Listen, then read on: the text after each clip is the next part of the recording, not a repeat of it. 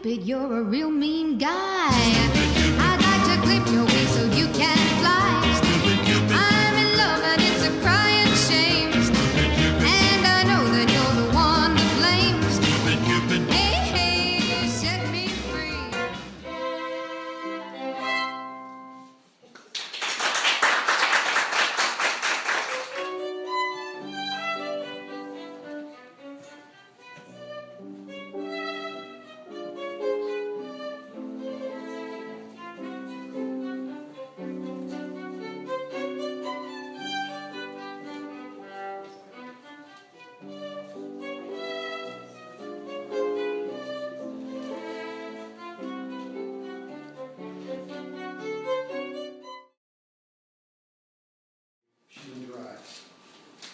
Another thing about pregnant women, or at least something I noticed about Mary, is that they're supremely confident.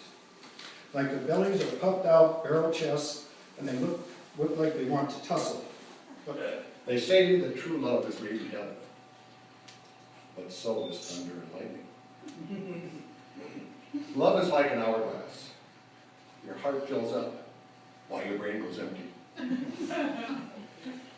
You can't buy love. But if you could, I'd wait for it to go on sale. Last night, I held a lovely hand. A hand so small and neat. I thought my heart would burst with joy, so wildly did it beat. No other hand upon my heart could greater pleasure bring than the dear one that I held last night. 4 aces and a king. No man is truly married until he understands every word his wife is not saying. Oh, yeah. And I love being married. It's so great to find one special person that you want to annoy for the rest of your life. And now I will leave you with one last poem. It's called A Night with My Lady. Her body glistens in the light. I urge to play with her all night. I pick her up and I hold her steady. Take a deep breath. We both are ready. I will run one hand up her long neck. Just touching her makes me euphoric. Across her body my right hand goes. I've been practicing. Believe me, it shows.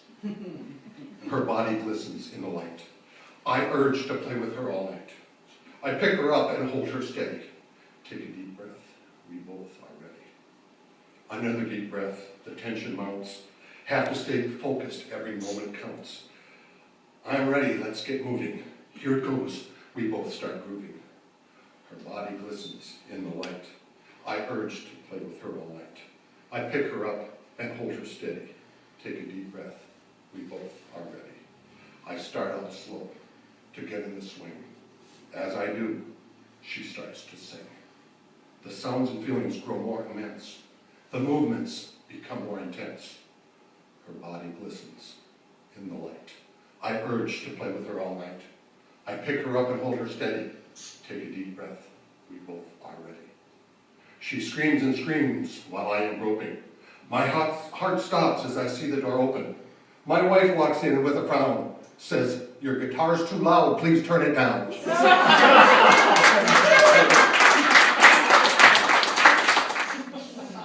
I don't think so, baby. The male just tans his butt all day while the female goes out to look for the meat. Bachelor number 2. Okay, I guess I should tell you what's going on. I have a spot on the dating game. Okay, my mother talked me into it. Well, she made me. So I'm supposed to ask 3 single guys a bunch of silly questions, and based on their answers, pick the one I want to date. Oh, you try it. You're not allowed to see them, so you can't pick the cutest, the tallest, or the one with the biggest pecs. Instead, I have to go for personality and intelligence. In a man. A man! Okay, bachelor number 2. If you were an animal, what would you be?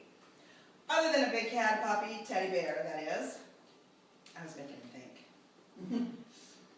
I'd be a snail, baby. Because going on with you, I want to take things real slow.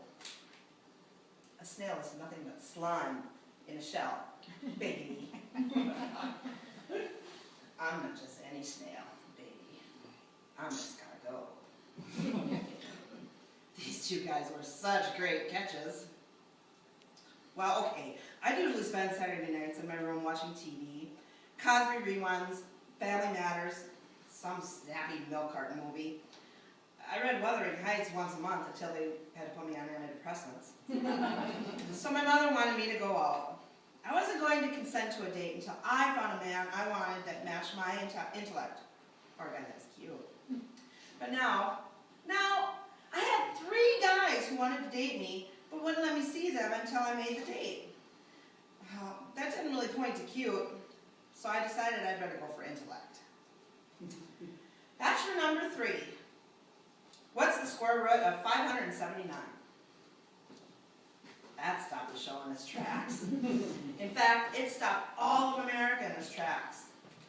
Well, okay, the neglected housewives who needed romance were stopped at the Army Awards. But nobody had ever asked a bachelor that before. I don't know. But if I was an animal, I don't care if you'd be a lion, a snail, a gazelle, or worse yet, a cheetah. I want to know the square root of 579. He got kind of testy. Look, baby, I'm out here to get a date, not do your algebra homework. He was trying to sash right past the question, but I wasn't going to give in, so I gave it right back to him. I enjoy discussing mathematics, and I can't date a man who doesn't know the square root of a polynomial. Bachelor number 2 came to the rescue. Hey, I've got a calculator. Bachelor number 2. Who asked you? You're a snail until I decide otherwise. Now, bachelor number 3. What's the square root or you get the boot? Bachelor number 3 became very quiet, then bachelor number 3 began to cry. In school, I never needed math. I'm a PE major. I can't judge you on your looks, your physique, or your smile. So you've got to impress me mathematically. So far, you're a failure. Give me a chance. Bachelor number 1. No! Number 1, the lion, the lazy element of the cat kingdom, who expects me to do all the cooking. Your turn. Yes, ma'am. Don't call me ma'am. I'm not your waitress. I'd say you are if I spend all day laying out in the African savannah waiting for you to bring me dinner, baby. Look, bachelors number 1, 2, and 3. I don't know who told you my name was Baby, but my name ain't Baby.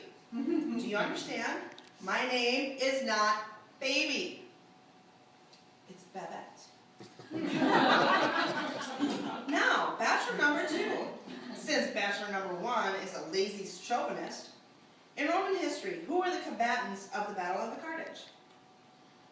Well, for bachelor number 2, Roman history meant he had a plate of turkey tetrazzini at a pasta turnout. Carry on.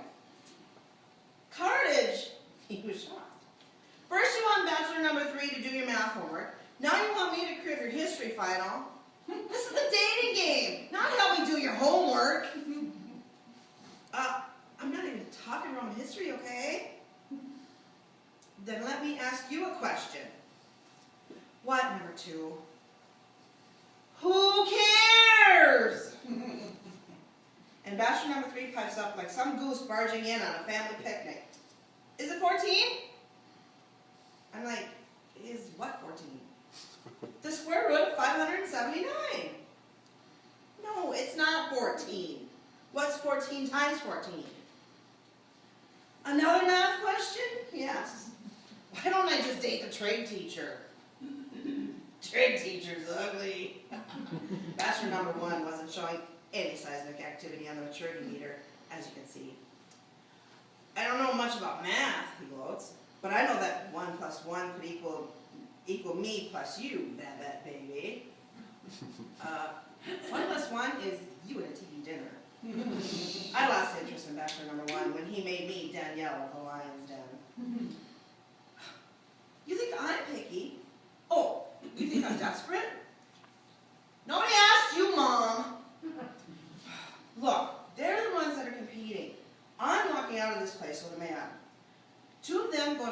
go back to Lost Corners, Idaho, with a party gift and the Danny Game Home version. Of course I'm getting defensive, Mom.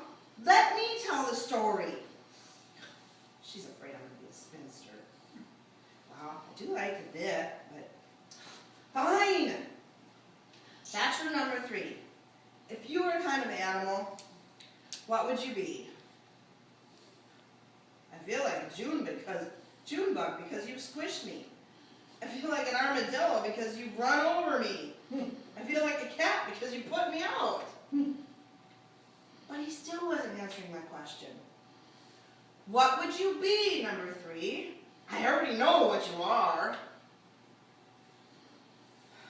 I'd be a giant condor, he said, so I could pick you up and drop you into the Amazon, watch you float way down the river into depth. Stupid Cupid, you're a real mean guy. I'd like to clip your wings so you can fly. I'm in love and it's a crime. And then she would hear snoring. She would wake up, and there would be Adam, his yokel face pressed right against hers, his dog food breath blowing right up her nostrils. Adam was close to the animals and spent all day talking to them, except for God. Eve had no one. She would complain to the Lord any chance she got. Adam is a Nimrod, she would say, and the Lord would be silent. God was best and all that, and she loved the hell out of him. But when it came to trash talk, he was of no use. Adam was constantly trying to impress her. Look what I made, he said one bright morning, his hands cupped together. Eve looked into his hands and she pulled away and shrieked. Adam was holding giraffe feces. I've sculpted it. It's for the Lord. He opened his smelly hands wide to reveal to her a tiny little giraffe with a crooked neck. Some days Adam galloped around exploring. His hair was wiry and it got sweaty when it hung in his eyes. Adam was Stupid Cupid, you're a real mean guy. I'd like to clip your wings so you can